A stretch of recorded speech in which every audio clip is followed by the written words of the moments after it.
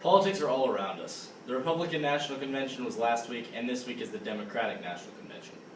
While those events seem far from my home, I've discovered that there are local events where items discussed are just as important to the community as the nation. On Monday, July 25th at 12 o'clock noon, I attended the Shelby Village Board meeting at the Shelby Senior Center. This was a first-time experience for me. It was a very relaxed setting with the members of the board and village clerk sitting at one table, and the visitors, those speaking, and other community members at another table.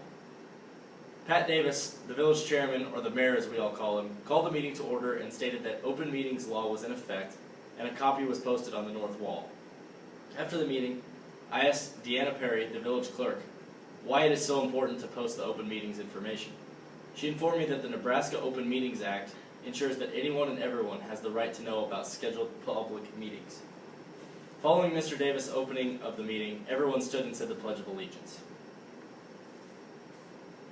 The next section of the meeting included the reading of the previous meeting's minutes and a report by the treasurer. A few questions were asked by various board members regarding a few bills that were presented to them at roll call votes were taken and both passed. As shared by Deanna, this month's bills were fairly standard for this time of year. Fortunately, the village is still on track where its budget is concerned. She stated that there had been past years where things like swimming pool heaters, the village lawnmower needed repairs, and the air conditioner in the village maintenance pickup went out.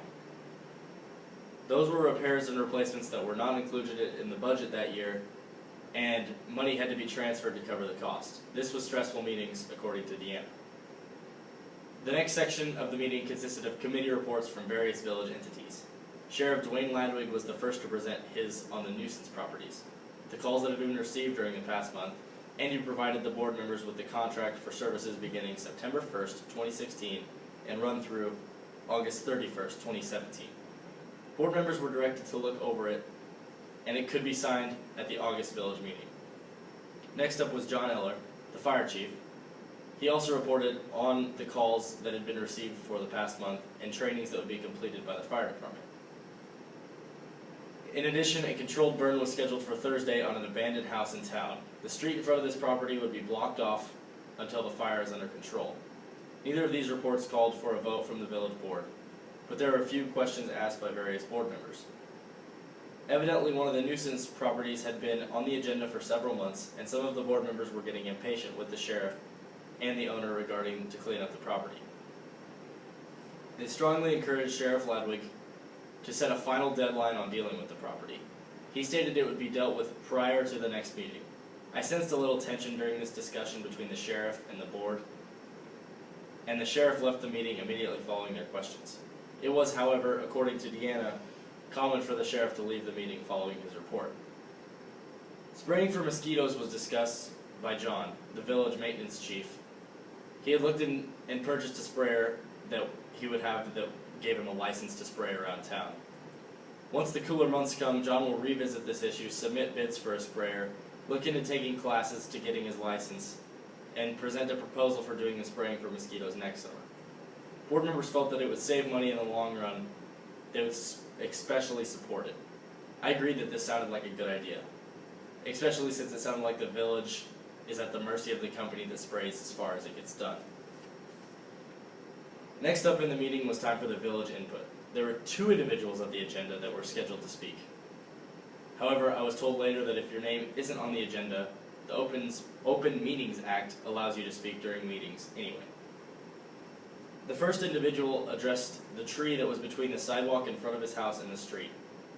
The tree was dying, and it was a concern that a strong wind from the south could cause the tree to topple onto this patron's house. He asked the board for assistance in paying for the tree's removal. The board stated that they would have the maintenance chief take a look at the tree and consult someone from the county tree board, if necessary, to look at the tree and the dangers it possessed. They would also be contacting the village attorney regarding the responsibility of the board for this instance. I was impressed by this patron because he was very poised, stated facts without getting emotional, and thanked the board after his concerned discussion. The second patron was not quite like the first.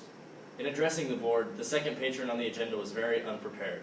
She was concerned about how the fireworks were going off during the 4th of July, scared her dog each year, and she had to put him on anti-anxiety medication. She was asking the board to either ban the fireworks or help pay for the medication. She did not. She was asked if she had a medical report from the veterinarian regarding the diagnosis. She didn't. She was also asked if the dog experienced problems during the thunderstorms, which it did. When asked what she did to prepare the dog for the 4th of July festivities, she stated that she did not do anything in preparation. She just waited for the first fireworks and then took her dog to the vet. The board members stated that they would not be changing the statutes regarding fireworks at this time. The patron was not happy about the decision and began to cry and complain that her dog had rights too. At this point, Mr. Davis thanked her for coming and suggested that she obtain. I definitely had a feeling several of the board members were biting their lips trying not to laugh while she was having her meltdown at the discussions. At this point, Mayor Davis was asked if there was any new items up for discussion. Since there were not, a motion was given and the second to adjourn the meeting. A roll call vote was taken and the meeting was dismissed. The meeting was run very smoothly and I truly felt like I learned from this experience. First and foremost, if you plan to address the board of any entity, make sure you have all your ducks in a row. Prepare for your request and have all documentation available prior to the meeting date. State your request in a sincere but direct manner. Ask the board members if they have any questions and answer them as directly and honestly as you can. Finally, thank the board for your time. There's an old saying about catching more flies with honey than vinegar, and I feel like if you want to successfully request a proposal, you need to do it in a non-threatening or hysterical way.